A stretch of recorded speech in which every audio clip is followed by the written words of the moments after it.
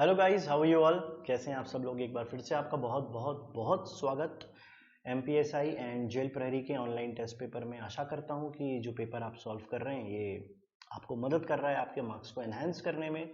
तो चलिए स्टार्ट करेंगे हम आज की क्लास। आज है टेस्ट पेपर 9 और आपने पेपर सॉल्व कर ही लिया है, तो देखते हैं कितने मार्क्स में कहाँ कमजोरी रह गई आपकी। तो चलिए पहला क्वेश्चन लेते हैं।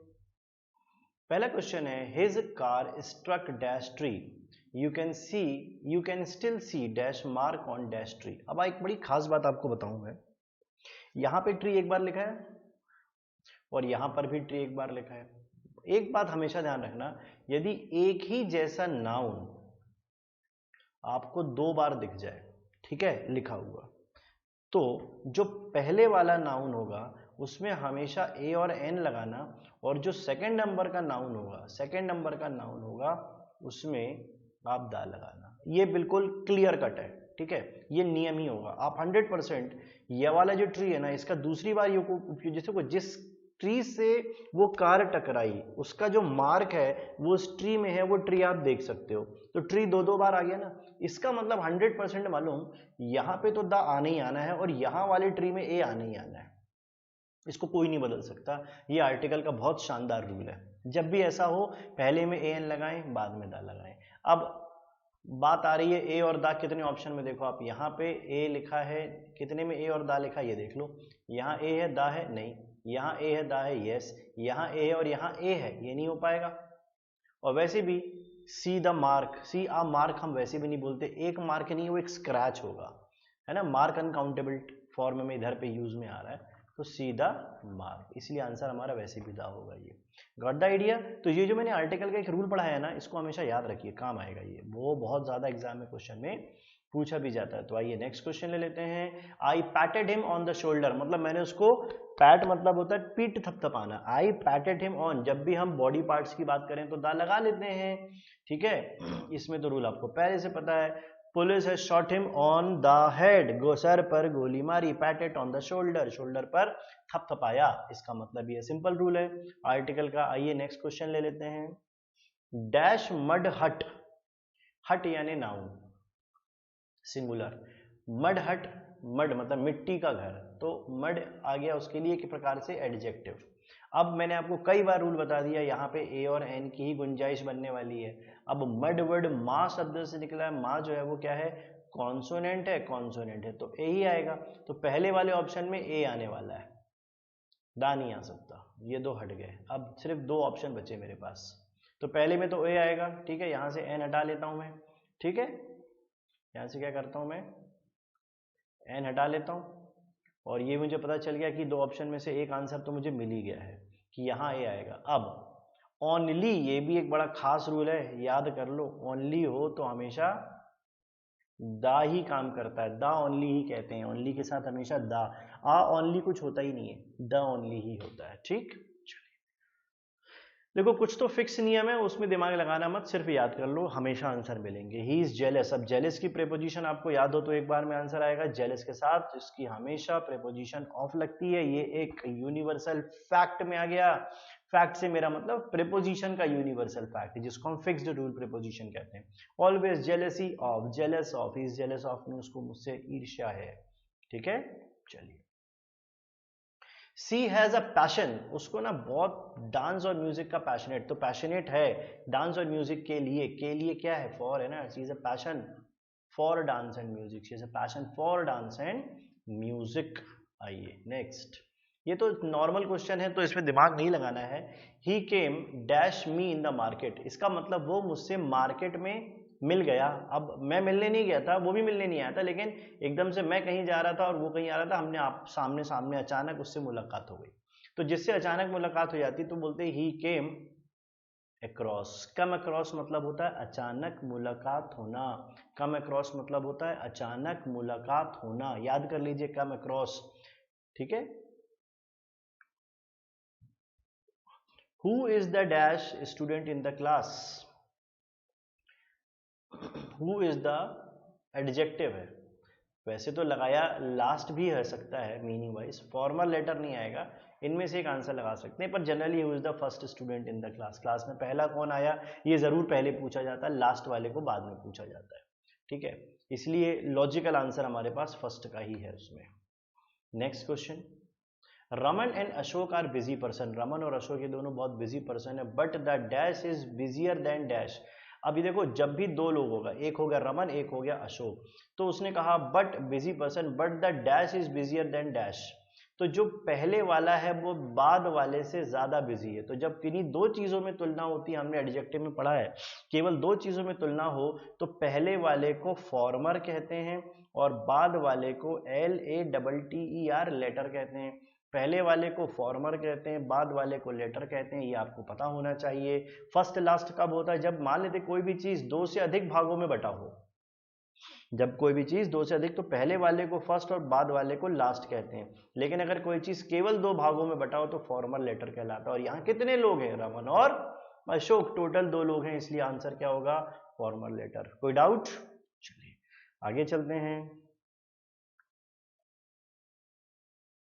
He dash the intermediate examination, तो उसने इंटरमीडिएट एग्जाम पास कर लिया है। कर लिया है कैसे बोलेंगे? He has passed. Simple question था, इसमें कुछ दिमाग नहीं था, एक सिंपल सा क्वेश्चन था, उसने एग्जाम पास कर लिया है। ही पास्ड नहीं डायरेक्ट जाते कि जो जैसे रिजल्ट आता है ना, तो हम क्या बोलेंगे? कभी भी जैसे आप अगर माने थे अपनी एजुकेशन भी बताओ तो क्या बोलोगे? I have completed graduation in 2000, I have completed my MBA इन 2000। मतलब जब भी आप बोलोगे तो आई हैव बोलोगे ना, वो हमेशा ही निकलता है क्योंकि उसी की वैल्यू दिखाई जाती है, और यहाँ ही लिखा है इसलिए हैज आ गया, सिंपल है। नेक्स्ट क्वेश्चन ले लेते हैं। मोनिका एंड सोनिका, ये दो लोग हैं, Monika Sonika, dash together for a long time, वो एक दूसरे के साथ काफी लंबे समय से रह रहे होंगे, तो फॉर अ लॉन्ग टाइम आ गया ना। अब दो लोग हैं और लंबे समय से कोई काम चल रहा है, अभी भी चल रहा है, दिखाना हो तो हैज बीन हैव बीन का यूज होता है, और दो लोग ही हैं इसलिए हैव आ गया, बीन आ गया, लिविंग आ गया। परफेक्ट कंटिन्यूअस का सीधा सा रूल है, ये आसान था। आइए नेक्स्ट क्वेश्चन ले लेते हैं। शी सेड दैट, ओहो देखो यहाँ पे क्या लिखा है? सेड। सेड से क्या पता चलता है? Past tense. तो शी सेड दैट, अब यहाँ पे जो भी शब्द आएगा वो पास्ट टेंस का ही होगा, कैन नहीं आ सकता, ठीक है। कुड, माइट, वुड, अब तीन के ऑप्शन बनते हैं। तो she said that she dash do, वह कोई काम कर सकता है, कर सकती थी, उसने बताया था। तो क्योंकि आप किसी काम को करने में क्षमता दिखा रहे हो और क्षमता काम करने की हो तो कैन से आंसर आता है, लेकिन कैन हम लगा नहीं सकते थे क्योंकि हमारा सेंटेंस पास्ट टेंस का है। तो कैन का पास्ट कैन का पास्ट क्या होता है? कुड होता है, इसलिए आंसर क्या आ गया? कुड, सिंपल है। आइए नेक्स्ट रूल लेते हैं। He dash be rewarded if he stand first in the class, अगर वो क्लास में पहला आया तो हम उसको पुरस्कार देंगे। मतलब ये कमिटमेंट है, प्रॉमिस है, किसके लिए? थर्ड पर्सन, ही। अब एक बात याद रखो, फर्स्ट पर्सन कमिटमेंट करता है तो विल लगाता है। फर्स्ट पर्सन क्या होता है? सॉरी, फर्स्ट पर्सन क्या होता है? वन सेकेंड, फर्स्ट पर्सन होते हैं आई और वी। और अगर सेकेंड पर्सन, ये फर्स्ट पर्सन था, अगर सेकेंड पर्सन कमिटमेंट करता है तो शैल लगाता है। ये अपन ने रूल पढ़ा है मॉडल में। और यहाँ पे सेकंड क्या होता है? यू पर्सन है ना, यू। और थर्ड पर्सन के साथ भी वही रूल है, अगर थर्ड पर्सन कमिटमेंट डिटर्मिनेशन दिखाता है, मतलब ही, शी, इट, नेम, ये सारे लोग के साथ क्या आता है? शैल। जब सेकंड पर्सन ताकत दिखाए तो शैल, और फर्स्ट पर्सन ताकत दिखाए तो विल, ये रूल है, इसलिए ही के साथ करेक्ट आंसर है शैल का। Got the idea? आइए next. The news has been brought to us by him, उसके द्वारा, news has been brought to us, हम तक न्यूज उसके द्वारा पहुंचाई गई। ओके, तो the news has been brought to us by him, मान लेते हैं ये हमारे पास दो ऑप्शन है, एक अस का है एक हिम का है, तो हम ही से भी बना सकते हैं और अस की जगह वी से भी बना सकते हैं, ऑप्शन दोनों है। लेकिन ऑप्शन सबसे पहले एक्टिव पैसिव को देख लो, हैज बीन V3 है, क्या है? हैज बीन प्लस वर्ब की थर्ड फॉर्म, इसका पैसिव किससे बनेगा? हैज या हैव प्लस वर्ब की थर्ड फॉर्म, इससे बनेगा। अब आप देख लो, हैज हैव प्लस वर्ब की थर्ड फॉर्म कितने में आ रहा है? यहाँ पे तो V2 लिखा हुआ है, ब्रॉट गलत, यहाँ हैज ब्रॉट लिखा है, ये हमारा नियम पे फिट होता है। यहाँ वॉज ब्रॉट लिखा है, ये तो पैसे भी है, और यहाँ फिर से V2 आ गया। तो नियम के अनुसार ये और ये तो वैसे भी गलत होते हैं, आपको कुछ अगर दिमाग नहीं भी लगाना तो भी सीधा आंसर मिल गया। आ गई बात समझ में? चलिए आंसर लगाया होगा आपने टिक। नेक्स्ट क्वेश्चन लेते हैं। Why did he deprive you of the membership, उसने तुम्हें मेंबरशिप से डिप्राइव क्यों कर दिया। ओके तो पहले आप देख लो, क्वेश्चन वाले सेंटेंस है, WH वाले WH से बनते हैं, तो वाई वाले वाई वाई वाई वाई सभी वाई से बनेंगे, ये तो फिक्स है। अब डिड एक हेल्पिंग वर्ब है, तो यहां भी हेल्पिंग वर्ब आएगा, यहां लिख दिया यू जो नहीं आ सकता। अब यहाँ पे वर वॉज वर, तीन चीजें आ गई हमारे पास। यू जो था वो ऑब्जेक्ट में आने वाला था, अब यू के साथ वर आता है, ही तो आ नहीं सकता क्योंकि यहाँ यू लिखा है यहाँ ही लिखा, तो ये लॉजिक तो खत्म। और यू के साथ वर, ये दो हो सकते हैं। तो देखो आप दो ऑप्शन दिख रहे हैं हमें, ये वाले पहला तीसरा सॉरी दूसरा चौथा। Why were you deprive of his membership और your membership, why you deprive you of the membership, मतलब उसने तुम्हें डिप्राइव क्यों कर दिया। तो why were you deprive of, उसने उसकी मेंबरशिप से डिप्राइव किया ना, तुम्हारी मेंबरशिप नहीं, मेंबरशिप तो आप ले रहे हो लेकिन उसके पास मेंबरशिप थी तो उसने हटाया आपको। ऑफ हिज मेंबरशिप बाय, क्योंकि यहां पर ही था और हिम के साथ हिज काम करता है, हिम के साथ योर काम नहीं करता, इसलिए ये वाला आंसर गलत हो गया। ठीक, आइए नेक्स्ट क्वेश्चन लेते हैं। Doshi said to his wife, narration का कंसेप्ट आपको याद है ना, टेंस बदलता है, प्रेजेंट से पास्ट, पास्ट का पास्ट, फ्यूचर का पास्ट। तो please select of these necklace. अभी एक काम करते हैं, सेड टू को देख लेते हैं, प्लीज लगाए ना रिक्वेस्ट वाला क्वेश्चन आएगा। तो सेड टू, क्योंकि प्लीज है तो रिक्वेस्ट से पता चलेगा, यहाँ रिक्वेस्ट है यहाँ सेड टू है, उसने नहीं बदला, कोई बात नहीं। टोल्ड, ठीक है चलो ले लेते हैं, प्लीज तो लगना नहीं था। टोल्ड हिज वाइफ, ठीक है, टू प्लीज की जरूरत नहीं थी, टू प्लीज की यहाँ जरूरत थी नहीं, फिर भी हम आंसर देखेंगे। Doshi request his wife to select, ठीक है, जब भी हम ऐसे सेंटेंस लाते हैं तो 2 + V1 से लेके चलते हैं। To select one of these बदलता है दोज में, अब ये भी एक नियम है, ये देखो दीज दोज में बदल गया, मगर यहाँ तो दीज बदला नहीं दोज में, तो ये वाला भी हमने गलत कर दिया। ये दोनों तो रीजन से गलत होगा, ये पहला वाला, और बाकी दो तो पहले हम गलत कर चुके थे, तो इसलिए गॉट द आंसर कि फर्स्ट वाला आंसर क्यों हुआ, उसका रीजन क्या है, वो यही रीजन है, एक तो दीज का दोज हो रहा है, प्लीज रिस्पेक्ट रिक्वेस्ट में बदल गया, यहाँ आ गया इन्वर्टेड कॉमा हट के 2V1 होता है, तो वो सारे नियम अप्लाई हो गए। याद होना चाहिए रूल आपको, एक बार देख लीजिएगा, मैंने पढ़ाया है रूल आपको। चलिए आगे देखते हैं। We rode to his reporter, ठीक है, the rainfall has been scanty till now. अब यहाँ दो तीन चीजें समझने की हैं, रोड हैज बीन बदलता है हैड बीन में, और नाउ बदलता है देन में, इतना आप चेक कर लो। नाउ देन कितने में बदलता है पहले ये देख लो, ये तो नाउ नहीं बदला, नहीं बदला, ये बदल गया और ये बदल गया, तो ये ऑप्शन पहले ही हट गए, इनको मैं पहले हटा देता हूं, मुझे इसको देखने की अब जरूरत ही नहीं पड़ेगी। ठीक है, सबसे पहले मैंने क्या कर दिया, दो ऑप्शन मैंने डायरेक्ट हटा दिए। ठीक, अब हमारे पास दो ऑप्शन बचे जिसमें से आंसर निकलेगा। अब हैज बीन बदलता है हैड बीन में, तो हैज में ही रहा, हैज हैड में बदल गया, ये दोनों ऑप्शन मुझे इसमें चेंज मिल गया, ये यहां नहीं बदला, मतलब अब मुझे और कुछ देखने की जरूरत नहीं है, फोर्थ वाला एक बार में करेक्ट होता है। ठीक, चलिए नेक्स्ट क्वेश्चन ले लेते हैं। ही वुड रादर, ओके, ये एक मॉडल का रूल है वैसे तो, लेकिन कंजंक्शन में भी आता है। जब भी आपको देखे ना ही वुड रादर, इसके साथ, वुड रादर के साथ हमेशा देन का यूज होता है। वो जैसे ही would rather die than beg, वो मर जाएगा लेकिन भीख नहीं मांगेगा। वुड रादर के साथ हमेशा देन लगाना, रूल याद कर लो, वुड रादर के साथ हमेशा देन लगाना, इसमें कोई कंजंक्शन कंफ्यूजन की कोई बात नहीं है। इसका हिंदी अर्थ है, जब भी वुड रादर देखे तो देन लगाना, वह मर जाएगा लेकिन भीख नहीं मांगेगा। ठीक, आइए नेक्स्ट लेते हैं। आइदर यू, आइदर के साथ क्या लगता है, आपने बचपन से याद कर लिया, और आइदर और, तो इसमें नॉर नाइदर कंजंक्शन की जरूरत नहीं पड़ती, ये वाला आंसर आसान था। आइए नेक्स्ट, बहुत आसान था, इसमें कुछ गलत हुआ भी नहीं होगा आपसे। इफ आई डैश, हाँ ये भी इच्छात्मक वाक्य है, अगर मैं अमीर होता तो मैं कार खरीदता। जब भी आप इच्छात्मक बात करते हैं, इमेजिनेटिव बात करते हैं, तो आई के साथ हमेशा क्या लगाते हैं, वर। इफ आई वर कब लगाना है, जब कोई भी सेंटेंस काल्पनिक हो, तो वो कह रहा है अगर मैं अमीर होता, तो ऑब्वियस सी बात है वर ही आएगा, वॉस की गुंजाइश है ही नहीं। हैव के तो नियम ही नहीं आते, हमेशा नियम क्या है, if I were rich, if I were you, if I were Salman Khan, if I were Narendra Modi, जो आप बोल दो, if I were prime minister of India, तो जो भी आप बोलोगे इफ आई वर ही आएगा, वो काल्पनिक वाक्य। ठीक, नेक्स्ट क्वेश्चन लेते हैं। वर्ड्सवर्थ, ये एक राइटर का नाम है, वर्ड्सवर्थ पोइट्री, जो वर्ड्सवर्थ की पोइट्री है, वो यहाँ पे पोइट्री अनकाउंटेबल होती है, एक भी खास बात याद करने की है।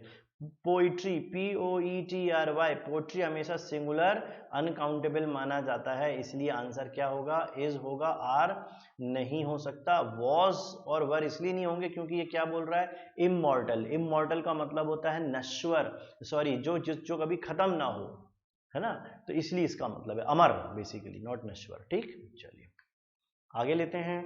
ब्लंडर मतलब बहुत बड़ी गलती यानी मिस्टेक, सिनोनिम उसने ढूंढा। ब्लेमिश मतलब किसी पे आरोप लगाना, डेंजर खतरा, वरी चिंता, और मिस्टेक गलती, तो ब्लंडर का मीनिंग मिस्टेक होता है। चलिए, तो स्पोरेडिक का मतलब होता है किसी चीज का रुक रुक कर होना, तो रुक रुक कर मतलब ओकेजनल, और व्रिलिंग मतलब होता है ऐसा, और एपिडेमिक मतलब होता है महामारी ये चल रही है, स्टैग्नेंट मतलब रुका हुआ, जबकि ओकेजनल और स्पोरेडिक एक दूसरे के सिनोनिम मिलते हैं, इसलिए इसका आंसर ये हो गया। आइए नेक्स्ट वर्ड लेते हैं। रैंसिड मतलब ऐसे स्वाद को रैंसिड कहते हैं जो सड़ा गला हुआ, तो इसका उल्टा क्या हो जाएगा, फ्रेश, बिल्कुल फ्रेश, बिल्कुल सही। तो आंसर मिल गया आपको। प्यूट्रीफाइड मतलब, मैं बाकी मीनिंग बता देता हूं, प्यूट्रीफाइड मतलब सड़ा हुआ, रैंसिड और प्यूट्रीफाइड सिनोनिम है, हमें ढूंढना है एंटोनिम। डिलीशियस यानी स्वादिष्ट, फ्रेश मतलब होता है बिल्कुल ताजा, रैंसिड सड़ा गला और बासा होता है, स्टेल मतलब बासा होता है। तो ये दो सिनोनिम हो गए, फ्रेश एंटोनिम हो गया, डिलीशियस स्वादिष्ट हो गया, जो डायरेक्ट मीनिंग को फिट नहीं करता। आइए नेक्स्ट क्वेश्चन ले लेते हैं। एरिडाइट मतलब होता पढ़ा लिखा विद्वान, ठीक है, तो इग्नोरेंट उसका उल्टा, जिसको कुछ पता ही ना हो, इग्नोर्ड हो, जो जिसको कुछ पता ही ना हो ज्ञान का, इग्नोरेंट, ये उसका मतलब है। Dash a drop of water was available in the pot, मतलब पॉट यानी एक मटका घड़ा, उसमें एक सिंगल बूंद भी पानी नहीं था। Not a single, not a drop of water, एक ड्रॉप भी पानी उसमें नहीं था, ये उसने बताया। गॉट द आइडिया, मीनिंग तो बहुत आसान था। ओके, अब हम आ गए पैराग्राफ पे। तो पैराग्राफ के पहले मुझे क्वेश्चन सॉल्व करवाने हैं, तो पहले आप क्वेश्चन पढ़ लीजिए, एक बार नजर मार लीजिए। Think negatively and you will get, अगर आप नेगेटिव सोचोगे तो आपके क्या मिलेगा। If you want to cultivate positive, अगर आप पॉजिटिव चीजें सोचना चाहते हो तो क्या कल्टीवेट करें, कैसे करना चाहिए। तीसरा question, the passage is on, passage किस पर आधारित है। What will cast away your negative thought, किस वजह से आप अपने नेगेटिव विचारों को दूर कर सकते हैं, कास्ट अवे यानी दूर कर देना है। और which of the following statement is not true, कौन सी बात इसमें सही नहीं है। ठीक है, ये थे पूरे 5 क्वेश्चन। तो चलिए पैराग्राफ पे आ जाते हैं, आपको समझ में तो आ ही गया है, तो हम पहले पैराग्राफ पढ़ते हैं। If you believe you can, you can, अगर आप सोचते हो कि आप कर सकते हो, आप कर सकते हो। If you believe you can not, you can not, अगर आप सोचते हो आप नहीं कर सकते तो नहीं कर सकते। Think negatively and you will become negative, आप नेगेटिव नकारात्मक सोचिए तो आप एक नकारात्मक इंसान बन जाएंगे। Result, because by your thought you can create negative atmosphere, क्योंकि अपने नकारात्मक विचारों से आप एक नकारात्मक एटमॉस्फेयर, वातावरण क्रिएट कर लोगे, which is hospitable to negative result, और जिस कारण से आपको सारे रिजल्ट, आपके जो परिणाम है वो नेगेटिव मिलने लगेंगे। ऑन द कॉन्ट्रेरी, दूसरे तरफ, think positive and you create a positive atmosphere, अगर आप पॉजिटिव सोचें तो पॉजिटिव वातावरण बना लेंगे, which make positive result certainly, और जिसके कारण निश्चित रूप से रिजल्ट पॉजिटिव ही आएगा। टू कल्टीवेट पॉजिटिव थिंकिंग, अगर आप सकारात्मक विचारों को अपने जीवन में उत्पन्न पैदा करना चाहते हैं, स्पीक होपफुली अबाउट एवरीथिंग, हर चीज के बारे में ना होपफुल रहें, आशावान रहें। Then feed your mind with good nourishing and wholesome thought, फिर अपने दिमाग में अच्छी अच्छी चीजों के विचार को अपने दिमाग में डाल दीजिए, बीज की तरह रोपित कर दीजिए। Keep good company of friends, अच्छे दोस्तों का साथ रखिए। हु आर ऑप्टिमिस्टिक, जो पॉजिटिव सोचते हैं। रीड स्क्रिप्चर्स, स्क्रिप्चर मतलब लेख वगैरह पढ़ें, खासकर अच्छी किताबें पढ़ें, धार्मिक किताबें भी आ सकती हैं इसमें। Which will cast away your negative thought, जो आपको नकारात्मक विचारों से दूर कर देंगी। लास्टली, अंततः, प्रे अ ग्रेट डील, ईश्वर से हमेशा प्रे करें। काउंट द ब्लेसिंग, और अच्छी अच्छी चीजें करें, लोगों के साथ अपने अच्छाइयों को गिने जो आपको ईश्वर ने प्रदान की है ना। आपको आंख नाक मुंह इतना अच्छा दिया है, तो आप लोगों के लिए उदार बने और लोगों की शुभकामनाएं लें, उनका अच्छा करेंगे तो वो आपको शुभकामनाएं देंगे। दस you can overcome negative thought, और इस वजह से आप अपने नेगेटिव विचारों से दूर हो सकते हैं, फेलियर से दूर हो सकते हैं और पॉजिटिव थॉट्स को कल्टीवेट अपने जीवन में उत्पन्न कर सकते हैं। ये एक पैराग्राफ है बड़ा पॉजिटिव। मैं भी यही चाहता हूं कि पॉजिटिव रहिए, नेगेटिव लोगों को टाटा बाय बाय कर दीजिए अपने जीवन से। तो आइए क्वेश्चन लेते हैं। थिंक नेगेटिव, अगर आप नेगेटिव सोचोगे तो आपके रिजल्ट क्या हो जाएंगे? ऑब्वियस सी बात है, नेगेटिव होने लगेंगे। क्वेश्चन और पैराग्राफ सेम है। चलिए आंसर लेते हैं। मिल गया आंसर आपको, थर्ड वाला आंसर है करेक्ट। और if you want to cultivate positive thinking, अगर आप पॉजिटिव थिंकिंग कल्टीवेट करना चाहते हैं तो क्या करो आप? थिंक पॉजिटिव, स्पीक होपफुली, आशावान रहें, पॉजिटिव सोचे, पॉजिटिव बोले, तो पॉजिटिव रिजल्ट मिलेंगे। The passage is on, passage किस चीज पे आधारित है? पैसेज कह रहा है पॉजिटिव बनिए, नेगेटिव वन बनिए, तो इसका मतलब ऑप्टिमिस्टिक रहिए। ऑप्टिमिस्टिक मतलब होता है जो सकारात्मक सोच रखता है, और पैसिमिस्ट होता है पहले वाले का मीनिंग जो नकारात्मक सोच रखता है। और टूरिज्म का मतलब और नेचुरलिज्म मतलब नेचुरल रहिए, टूरिज्म मतलब पर्यटन होता है, वो हमारा कोई मीनिंग था नहीं उसमें। नेक्स्ट क्वेश्चन ले लेते हैं। What will cast away your negative thought, बुरे विचारों को कैसे आप क्या क्या चीज आप करो कि आपके बुरे विचार आपसे दूर हो जाएं, नकारात्मक सोच आपसे दूर हो जाए? तो यहाँ पे क्या करना पड़ेगा? होली बुक्स, उसने बात बताई थी स्क्रिप्चर पढ़ने की। स्क्रिप्चर मतलब कोई ऐसी चीज जिससे आपको अच्छी जानकारी मिले। न्यूज़पेपर, मैगजीन, ये सब पार्ट जो है ना वो स्क्रिप्चर्स में आते हैं, लेकिन स्पेशली मैंने उसमें होली बुक बोल भी दिया था, तो वो एक मीनिंग मिलता है हमें, इसीलिए इसका आंसर होली बुक्स हो गया। ठीक है, चलिए और एक नेक्स्ट क्वेश्चन लेते हैं। Which of the following statement is not true, कौन सी बात इसमें सत्य नहीं है? पहला ऑप्शन लिखा है गुड फ्रेंड एलिवेट अवर थॉट, अच्छे दोस्त हमारे विचारों को बनाते हैं। हाँ ये तो सही है। इसने कहा कौन सी बात सही नहीं है? ये तो सही है। Prayer help us keep our mind clean, अगर हम प्रेयर करते हैं तो हमारा दिमाग शुद्ध रहता है। हाँ ये सही बात है, उसने बोला भी है। Count your blessings, pray to God, बोला भी था। It is not possible to change a pessimist into, वो ये कह रहा है कि पैसिमिस्ट इंसान को ऑप्टिमिस्ट इंसान नहीं बना सकता। बनाया जा सकता है ना, यही तो गलत लिखा है, बनाया जा सकता है बशर्ते आप पॉजिटिव लोगों के साथ रहें। इसलिए थर्ड वाला आंसर जो है वो गलत है, मतलब ऑप्शन के हिसाब से ये वाला आंसर होता है। ये है। और मेरे ख्याल से सारे कंप्लीट हो गए क्वेश्चन, एक आध बचा है। नो कंप्लीट हो गया। तो आई थिंक आपको समझ में आ गए हैं पूरे 30 के 30 क्वेश्चन, इसमें कोई डाउट नहीं होना चाहिए। फिर भी कोई डाउट हो तो मेरा नंबर आपके पास है, बट अच्छे से मन लगा के कंसंट्रेशन होके आप पूरा वीडियो देखना, और ऑनलाइन पेपर में बहुत मेहनत करिए। मैं चाहता हूं कि जो क्वेश्चन आप पेपर सॉल्व कर रहे हैं इसमें आपको इतने भंडार क्वेश्चन के जो मिल जाए ना, आपके एक भी नंबर आपके एग्जाम में ना कटे। ठीक है, तो चलिए इन्हीं शुभकामनाओं के साथ हम फिर मिलेंगे एक नए टेस्ट में। तब तक के लिए पढ़ते रहिए, जोश बनाए रखिए।